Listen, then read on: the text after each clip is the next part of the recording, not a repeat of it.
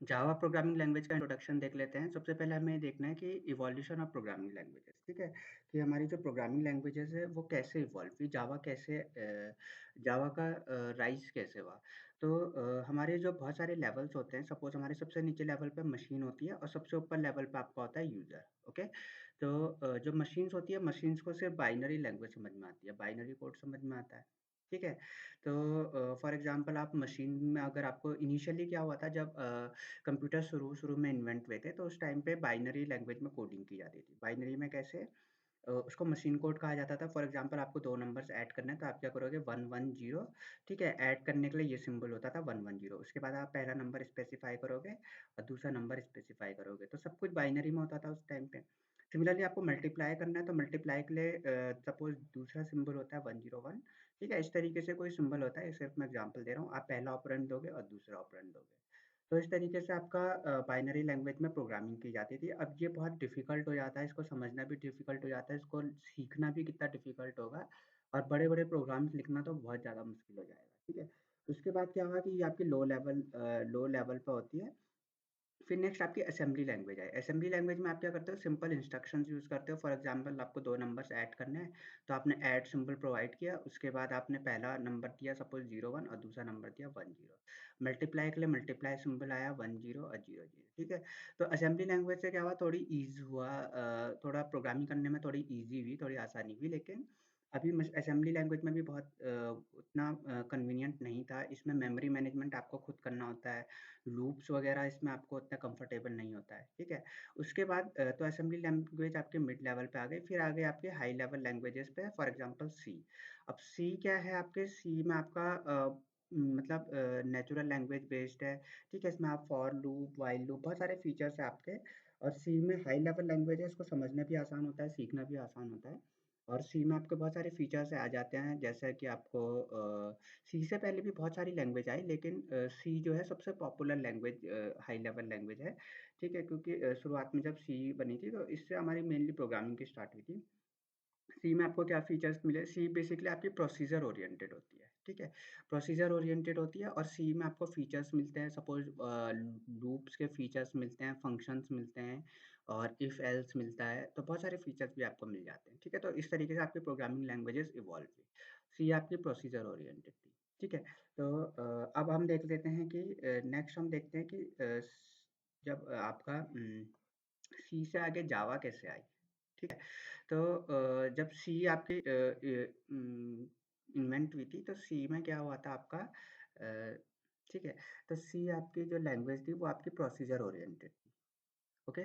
Procedure oriented थी, procedure oriented में क्या होता है कि बहुत सारे फंक्शंस होते हैं। आपका जो प्रोग्राम होगा, उसमें बहुत सारे फंक्शंस में डिवाइडेड होगा, ठीक है? अब प्रोसीजर ओरिएंटेड होने से क्या हो रहा था कि इसमें बहुत सी में आपका थोड़ा काम आसान हुआ था, लेकिन अब इसमें भी इश्यू आने लगे थे। क्या इश्यू आने लगे थे? अगर आप बहुत बड़ा सॉफ्टवेयर डेवलप कर रहे हो, लार्ज स्केल में अगर आप सॉफ्टवेयर डेवलप करते हो तो कोडिंग करना मुश्किल हो जाता है, उसको ऑर्गेनाइज़ करना मुश्किल हो जाता है क्योंकि आप बहुत सारे फंक्शंस यूज़ कर रहे हो, ठीक है? तो कोई वेरिएबल है, वो वेरिएबल कैसे किसी फंक्शन से दूसरे फंक्शन में जा रहा है, वो कैसे चेंज हो रहा है, उसमें क्या प्रोसेस हो रही है, तो उसको समझना मुश्किल हो जाता है, ठीक है? तो लार्ज के लिए जो है सी आपकी फेल हो गई थी। ठीक है, प्रोसीजर ओरिएंटेड प्रोग्रामिंग फेल हो गई थी। इसको मैनेज करना मुश्किल हो गया था, ठीक है? ये नहीं इसका मतलब ये नहीं कि आप लार्ज प्रोग्राम्स नहीं लिख सकते हो सी में। सी में आप लार्ज प्रोग्राम्स भी लिख सकते हो, लेकिन उसको लिखना थोड़ा डिफ़िकल्ट हो जाता है। तो इस काम को आसान बनाने के लिए क्या हुआ, ओप्स आई थी, ऑब्जेक्ट ओरिएंटेड प्रोग्रामिंग सिस्टम, ठीक है? तो सी प्लस प्लस ओप्स है, ओप्स बेस्ड लैंग्वेज है। इसमें क्या हुआ, इसमें आपका क्लासेस का यूज़ होता है, ठीक है? ये ऑब्जेक्ट ओरिएंटेड है सी प्लस प्लस और इसमें आपका क्या होता है मेनली प्रोग्राम आपका बहुत सारी क्लासेस में डिवाइड होगा। जैसे आपका सी में फंक्शंस में डिवाइड होता है, तो इसमें आपका प्रोग्राम जो है बहुत सारी क्लासेस में डिवाइड होता है, ठीक है?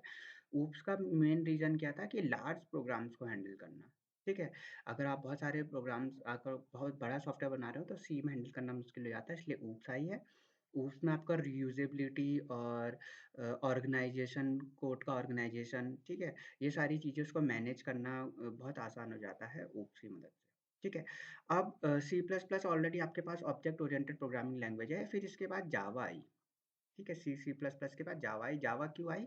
क्योंकि पोर्टेबिलिटी की वजह से। अब देखते हैं क्या होता है पोर्टेबिलिटी ठीक है, सी और सी प्लस प्लस, सी आपकी प्रोसीजर ओरिएंटेड है, सी प्लस प्लस आपकी ऑब्जेक्ट ओरिएंटेड है, ठीक है? लेकिन दोनों पोर्टेबल नहीं है, दोनों लैंग्वेजेज़ आपकी पोर्टेबल नहीं है, पोर्टेबल मतलब कि प्लेटफ़ॉर्म डिपेंडेंट, ठीक है?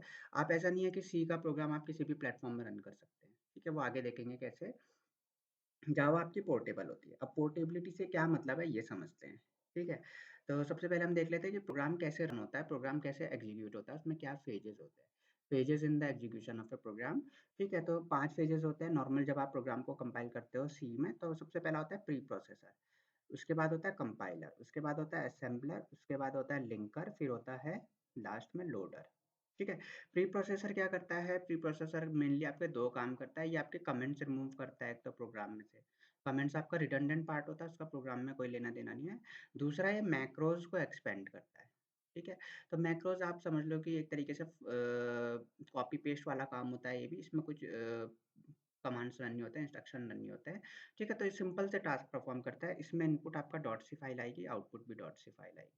ठीक है, नेक्स्ट आपका कंपाइलर होता है, कंपाइलर क्या करता है डॉट सी फाइल को असेंबली कोड में कन्वर्ट करता है, तो जो हमने देखा था असेंबली कोड, ठीक है। नेक्स्ट आता है आपका असेंबलर, असेंबलर क्या करता है असेंबली कोड को ऑब्जेक्ट कोड में कन्वर्ट करता है, ऑब्जेक्ट कोड आपका बाइनरी में होता है, ठीक है।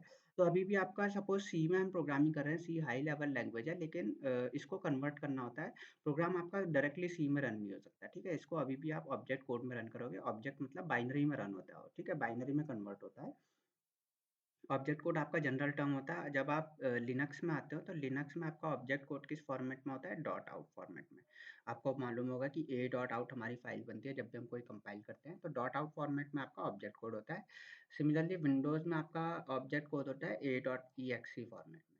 तो कोई भी ईएक्सई फाइल है वो आप बाइनरी फाइल होती है 1010 के फॉर्मेट में उसको आप रन कर सकते हो। डॉट सी फाइल आपकी रन नहीं हो सकती है। ओके, नेक्स्ट आपका लिंकर आता है। लिंकर क्या करता है? मल्टीपल ऑब्जेक्ट कोड को कंबाइन करता है। ठीक है, अभी आपका प्रोग्राम रन नहीं होगा, अभी आपका प्रोग्राम सिर्फ कन्वर्ट हो रहा है। तो ये मल्टीपल ऑब्जेक्ट कोड को क्यों कंबाइन करना है? जी सपोज़ आपके पास ये आपका ऑब्जेक्ट कोड है, ठीक है? ये आपका ऑब्जेक्ट कोड है और सपोज़ आपके ऑब्जेक्ट कोड में क्या आप प्रिंटफ फंक्शन यूज़ कर रहे हो, ठीक है? अब वो प्रिंटफ फंक्शन जब हम यूज़ करते हैं तो वो प्रिंटफ फंक्शन कहाँ डिफ़ाइन होता है? प्रिंटफ फंक्शन का कोड भी होना चाहिए आपके कोड में तभी वो रन हो पाएगा, है ना? तो प्रिंटफ फंक्शन का 2 चीज़ें होती है कि आपकी हेडर फ़ाइल आप बोलोगे कि हेडर फ़ाइल में होता है, stdio.h हम यूज़ करते हैं लेकिन हेडर फ़ाइल में इस प्रिंटफ को डिफ़ाइन नहीं होता है। हेडर फाइल में सिर्फ़ इसका डिक्लेरेशन होता है। डिक्लेरेशन मतलब सिर्फ़ इसका प्रोटोटाइप डिफ़ाइन होता है, प्रिंटफ का कोड नहीं होता है। तो फिर कोड कहाँ पे होता है आपका? कोड होता है लाइब्रेरी में। कौन-सी लाइब्रेरी में?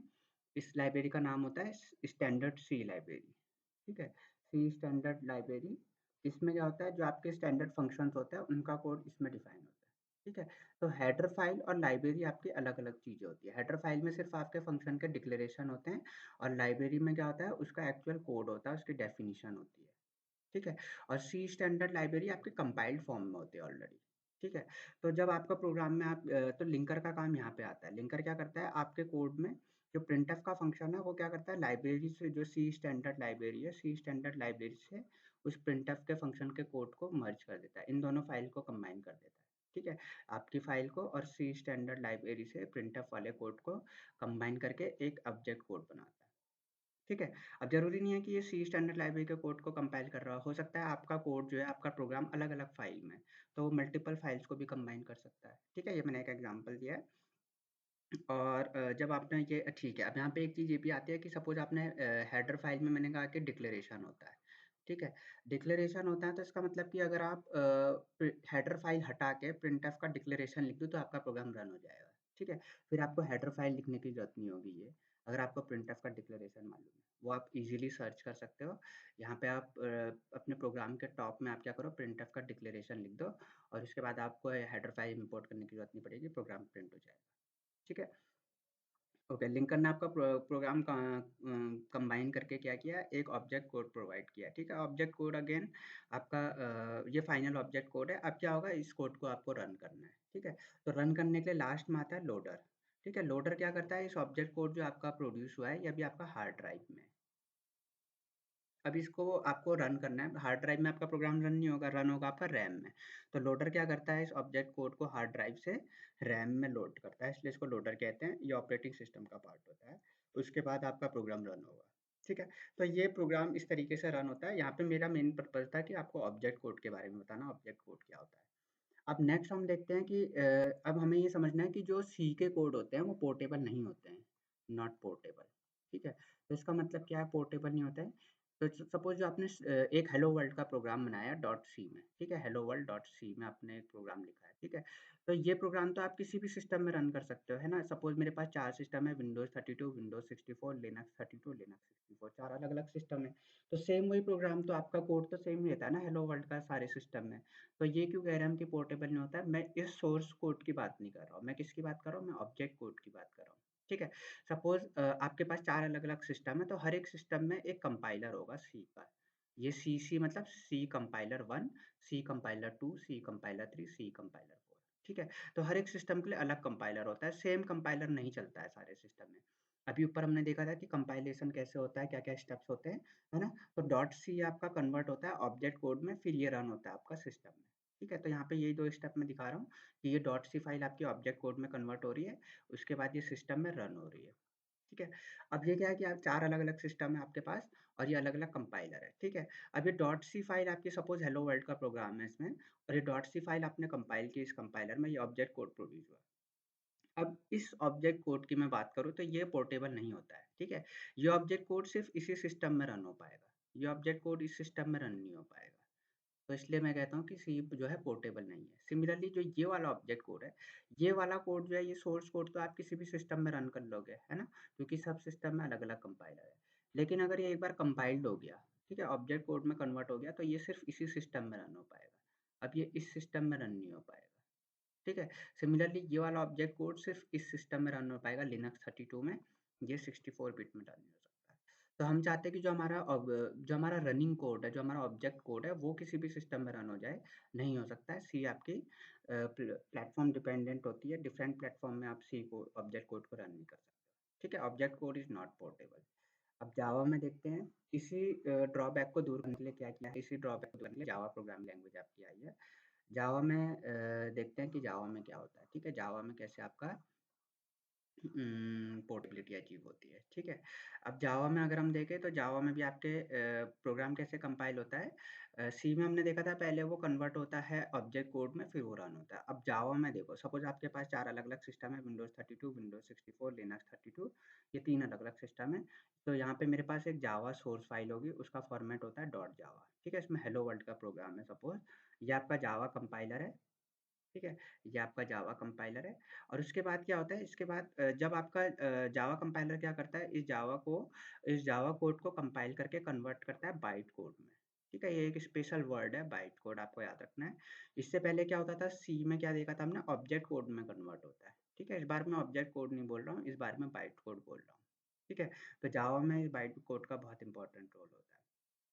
उसके बाद क्या होता है कि हर एक सिस्टम में जावा वर्चुअल मशीन होती है, जेवीएम लिखा है मैंने, जावा वर्चुअल मशीन 1 तो इस सिस्टम के लिए अलग वर्चुअल मशीन होगी, विंडोज़ 64 के लिए अलग मशीन होगी, लिनक्स 32 के लिए अलग मशीन होगी। ये ऑलरेडी आपके उसमें इंस्टॉल रहता है, जब आप जावा डाउनलोड करते हैं तो जावा वर्चुअल मशीन और जावा कंपाइलर दोनों इंस्टॉल हो जाता है, ठीक है? ये जावा वर्चुअल मशीन है। अब क्या होता है कि सी में ये वर्चुअल मशीन नहीं था, है ना? सी में क्या हुआ था आपका कोड कन्वर्ट हो रहा था और डायरेक्टली वो विंडोज़ ऑपरेटिंग सिस्टम्स को रन कर रहा था। जावा में क्या है, जावा में 2 चीज़ें अलग है। एक तो आपका ऑब्जेक्ट कोड नहीं बनता है, इसमें आपका बाइट कोड बनता है और दूसरा आपका सीधे ऑपरेटिंग सिस्टम में रन नहीं होता है, वो जावा वर्चुअल मशीन में रन होता है। ठीक है? अब यहाँ पे क्या एडवांटेज है कि जावा का कोड पोर्टेबल हो जाता है। कैसे? जो ये आपका बाइट कोड है, ये आप किसी भी सिस्टम में रन कर सकते हो। ये इसमें भी रन हो सकता है, ये इसमें भी रन हो सकता है। ठीक है? ये बाइट कोड इसमें भी रन हो सकता है। तो बाइट कोड आपका ऑब्जेक्ट कोड की तरह उसका अल्टरनेटिव है, ये बाइनरी में होता है। क्या डिफरेंस है कि ये पोर्टेबल है। ठीक है? ये आप किसी भी सिस्टम में रन कर सकते हो इन सारे सिस्टम में, ठीक है? तो इसलिए जावा की पोर्टेबिलिटी आपको कैसे अचीव करी? जावा की पोर्टेबिलिटी के लिए 2 रीज़न है। एक तो आपका बाइट कोड और दूसरा आपका जावा वर्चुअल मशीन, ठीक है? और पोर्टेबल कैसे है जावा? क्योंकि जावा जो कंपाइल्ड होने के बाद जो बाइट कोड क्रिएट होता है, ये बाइट कोड आप किसी भी सिस्टम में रन कर सकते हो, ठीक है? ज़रूरी नहीं है कि अगर आपने स विंडोज़ 64 में इस बाइट कोड को कंपाइल किया है, तो आप इसको 32 में रन नहीं कर सकते हो। बाइट कोड आपका वो होता है। इसके पीछे रीज़न है कि बाइट कोड और जेवीएम इन दोनों का कॉम्बिनेशन। बाइट कोड क्या होता है? बाइट कोड की डेफिनिशन देख लेते हैं। Byte code is a highly optimised set of instruction. Optimised क्यों? क्योंकि जब आपने क्योंकि इससे क्या होता है जो ये जे हम जेवीएम का यूज़ कर रहे हैं, बाइट कोड का यूज़ कर रहे हैं, इससे क्या होता है थोड़ा परफ़ॉर्मेंस कम हो जाती है। नॉर्मली कम सी में क्या हो रहा था सीधे कंपाइल होने के बाद रन हो रहा था। यहाँ पे आपका जावा वर्चुअल मशीन यूज़ हो रहा है, ठीक है? तो इससे थोड़ा-सा परफ़ॉर्मेंस डाउन होती है, तो इसको ऑप्टिमाइज़ करना पड़ता है बहुत ज़्यादा। ऑप्टिमाइज़ मतलब कि इसको बहुत ज़्यादा ये फ़ास्ट रन हो सके, ठीक है? बाइट कोड इस फ़ॉर्मेट में होता है, इस तरीके से क्रिएट होता है कि बहुत फ़ास्टली रन हो सकता है, ठीक है? Optimise set of instructions which is interpreted bye JVM, ठीक है? बहुत इंपॉर्टेंट लाइन है इंटरप्रेटेड बाय जेवीएम, ठीक है? तो जेवीएम क्या होता है एक तरीके से आपका बाइट कोड को इंटरप्रेट करता है। इंटरप्रेट करना मालूम है, ठीक है? 2 चीज़ें होती है, एक होता है कंपाइलर, एक होता है इंटरप्रेटर। ठीक है, दोनों में क्या डिफ़रेंस होता है, दोनों आपके प्रोग्राम को रन करते हैं। कंपाइलर क्या करता है, पूरे प्रोग्राम को पहले कन्वर्ट करेगा, फिर उसमें पूरे प्रोग्राम को कन्वर्ट करता है। कंपाइलर 2 चीज़ें करता है, प्रोग्राम को आपको कन्वर्ट करता है पूरे प्रोग्राम को और इसमें एरर भी ढूँढता है, ठीक है? हम कहते हैं ना सिंटैक्स एरर आ गया, कंपाइलर एरर आ गया, तो ये एरर भी डिटेक्ट करता है, ठीक है? तो ये कंपाइलर पहले पूरे प्रोग्राम को कन्वर्ट करेगा, फिर उसको रन करेगा। इंटरप्रेटर ऐसा नहीं करता, इंटरप्रेटर क्या करता है, लाइन बाय लाइन रन करता है, ठीक है? पूरे प्रोग्राम को एक साथ रन नहीं करता है, पहले पहली लाइन को रन करेगा, दूसरी लाइन को रन करेगा, तीसरी लाइन को रन करेगा, तो वो होता है इंटरप्रेटर। जेवीएम आपका एक इंटरप्रेटर होता है, ठीक है? जेवीएम क्या है आपका, आपको याद रखना है एक इंटरप्रेटर होता है, ठीक है? क्या इंटरप्रेटर करता है ये? ये आपका बाइट कोड को इंटरप्रेट करता है, ओके? अब आ जाते हैं कि जावा आपकी कंपाइल्ड है या इंटरप्रेटेड है? सी आपकी कंपाइल्ड लैंग्वेज होती है, ठीक है? अभी मैंने बताया कंपाइलर और इंटरप्रेटर, तो सी में क्या होता है सपोज़ आपका जो डॉट सी फाइल है, तो कंपाइलर क्या करता है इस डॉट सी फाइल को सी कंपाइलर में लिखता है यहाँ पे, इस डॉट सी फाइल को ऑब्जेक्ट कोड में कन्वर्ट करता है।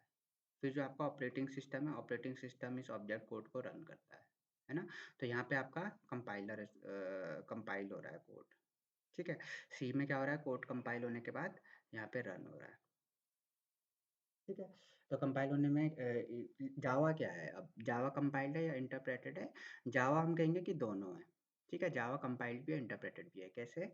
जावा में क्या होता है जो आपका जावा जो आपकी सोर्स फाइल है जावा वो पहले बाइट कोड में कन्वर्ट होती है, ठीक है? जावा कंपाइलर क्या करता है आपके सोर्स कोड को बाइट कोड में कन्वर्ट करता है, तो ये कंपाइलेशन की स्टेप हो गई, ठीक है? उसके बाद जेवीएम क्या करता है इस बाइट कोड को रन करता है लाइन बाय लाइन। ठीक है? तो यहाँ पे आपका इंटरप्रेटर हो रहा है। ठीक है? जेवीएम इस बाइट कोड को लाइन बाय लाइन रन करेगा। याद रखना जेवीएम इंटरप्रेटर का काम करता है और ये लाइ इस बाइट कोड को लाइन बाय लाइन रन करता है। ठीक है? तो जावा आपकी कंपाइल्ड भी है, इंटरप्रेटेड भी है। सी आपकी कंपाइल्ड है। पहले पूरा कोड आपका कंपाइल होता है, फिर वो रन हो जाता है। ठीक है? अब इसमें क्या होता है कि जो इंटरप्रेटेड लैंग्वेज आप देखोगे हमेशा स्लो होती है, कंपाइलेशन की प्रोसेस फास्ट होती है। तो इसमें एक इश्यू ये आ रहा था कि आपका थोड़ा जावा स्लो हो सकती है, तो इस इश्यू को रिज़ॉल्व करने के लिए क्योंकि जावा में इंटरप्रिटेशन का काम हो रहा है, तो इस इश्यू को रिज़ॉल्व करने के लिए जावा में एक फीचर होता है just in time compiler, JITC। Just in time compiler क्या होता है कि जावा को फास्ट रखना है, ठीक है? तो कैसे फास्ट करता है, ये जेवीएम का ही पार्ट होता है। जावा वर्चुअल मशीन के अंदर क्या होता है, जावा वर्चुअल मशीन के अंदर एक जस्ट इन टाइम कंपाइलर होता है, ठीक है? इसका क्या काम होता है जो आपने आपका जो सोर्स कोड है, सोर्स कोड कन्वर्ट हुआ है आपका बाइट कोड में। फिर जेवीएम क्या करता है, इस बाइट कोड को लाइन बाय लाइन इंटरप्रेट करता है ना? JVM interprets byte code line by line जो कि स्लो प्रोसेस है। तो इसके अंदर क्या किया है, जेवीएम के अंदर इन्होंने एक जस्ट इन टाइम कंपाइलर जोड़ दिया। ये जस्ट इन टाइम कंपाइलर क्या करता है, मल्टीपल लाइन्स को रन कर सकता है, ठीक है? इंटरप्रेटर स्लो क्यों होता है? क्योंकि ये एक-एक करके लाइन को रन करता है। पहली लाइन रन करेगा, दूसरी लाइन रन करेगा, तीसरी लाइन रन करेगा, इसलिए ये स्लो होता है, ठीक है? तो जस्ट इन टाइम कंपाइलर क्या करता है, मल्टीपल लाइन्स को एक साथ रन कर सकता है, ठीक है? और ये जेवीएम का ही पार्ट होता है, जेवीएम के अंदर होता है। अब आपको ये ध्यान रखना है कि आपका पूरा का पूरा कोड जो है एक साथ रन नहीं हो सकता है, ठीक है? आपके कोड में कुछ ऐसा सेलेक्टेड पार्ट होगा जो कि JITC रन कर सकता है। तो मेजॉरिटी कोड आपका इंटरप्रेट होगा लाइन बाय लाइन, लेकिन कुछ पार्ट ऐसा होगा जिसको आप जस्ट इन टाइम कंपाइलर के थ्रू मल्टीपल लाइन्स एक साथ रन कर सकते हो। फॉर एग्ज़ाम्पल आप फॉर लूप लगा रहे हो, तो फॉर लूप क्या होता है कि मल्टीपल लाइन्स आप एक साथ रन कर सकते हो। लेकिन कुछ पार्ट ऐसा होता है जो आपका just in time compiler run नहीं कर सकता। बाकी के पार्ट को आपके जो रिमेनिंग पार्ट है, तो उस पार्ट को आप क्या करोगे, जेवीएम के through line by line he interpret करोगे। ठीक है? तो ये थोड़ा-सा आपका इम्प्रूवमेंट देता है, 100% इम्प्रूवमेंट नहीं देता है, थोड़ा आपका इम्प्रूवमेंट हो जाता है। ठीक है? तो यहाँ पे क्या लिखा है, not all code can be run multiple lines at a time. ठीक है? तो जस्ट इन टाइम क्या करता है, जस्ट इन टाइम कंपाइलर आपका सेलेक्टेड पोर्शंस को रन करता है, सेलेक्टेड पोर्शन को ही मल्टीपल लाइन्स एक साथ रन कर सकता है। अब जावा में कुछ टर्मिनोलॉजी आती है, जावा डेवलपमेंट किट जेडीके कहते हैं। जब हम जावा डाउनलोड करते हैं तो हमें कहा जाता है कि जेडी को डाउनलोड करो, ठीक है। अब जावा जो है आपका ओपन सोर्स लैंग्वेज है, तो आपको दो वर्जन मिल सकता है। एक होता है ओपन जेडीके, ठीक है, ये ओपन सोर्स वर्जन होता है। और एक क्या होता है कि अलग अलग कंपनीज अलग अलग जैसे माइक्रोसॉफ्ट हो गई, ठीक है, अमेजोन हो गई, इक्लिप्स हो गया, और रेड हैट हो गया, ये सब क्या करते हैं अपने अपने उन्होंने वर्जन्स निकाले हुए हैं जावा के। तो वो प्रोप्राइटरी वर्जन होते हैं, अदरवाइज ओपन जेडीके आपको यूज़ करना है। जेडीके क्या होता है? Java development kit. Java development kit में क्या होता है, आपके सेट ऑफ टूल्स होते हैं जिससे आपको जावा सॉफ्टवेयर रन कर सकते हो, ठीक है। तो ये जेडीके में क्या क्या आपका कंपाइलर होता है, जेडीके में आपका कंपाइलर हो सकता है, डीबगर हो सकता है, जावा डॉग हो सकता है, जार हो सकता है, ठीक है। और इस जेडीके के अंदर आपका एक जेआरई होता है। जेआरई क्या होता है? जावा रन टाइम इन्वायरमेंट, ठीक है। एक जेवीएम अलग होता है और एक जेआरई अलग होता है। जावा रन टाइम इन्वायरमेंट में क्या होता है, इसके अंदर बहुत सारी चीज़ें आ जाती है। जेवीएम भी इसके अंदर आता है, क्लास लाइब्रेरी, जावा एपीआई, ये सारी जो है जावा रन टाइम इन्वायरमेंट के अंदर आती है, ठीक है। तो जावा रन टाइम इन्वायरमेंट में क्या होता है कि जावा को प्रोग्राम्स को रन करने के लिए जो टूल चाहिए वो इंक्लूडेड होता है। और कंपाइलर तो आपका ऑलरेडी जेडीके के अंदर ही आता है, ठीक है। तो आपको ये टर्म समझने हैं कि जेडीके क्या होता है, जेआरई क्या होता है, जेवीएम क्या होता है, बाइट कोड क्या होता है, जस्ट इन टाइम कंपाइलर क्या होता है, ठीक है। तो ये जेडीके, ये सारे इम्पोर्टेंट टर्म्स है, ये मालूम होने चाहिए। JVM, just in time compiler, और JVM, just in time compiler, और बाइट कोड, ठीक है। तो जावा के रिलेटेड ये इम्पोर्टेंट टर्म्स है। Okay, so that's it now.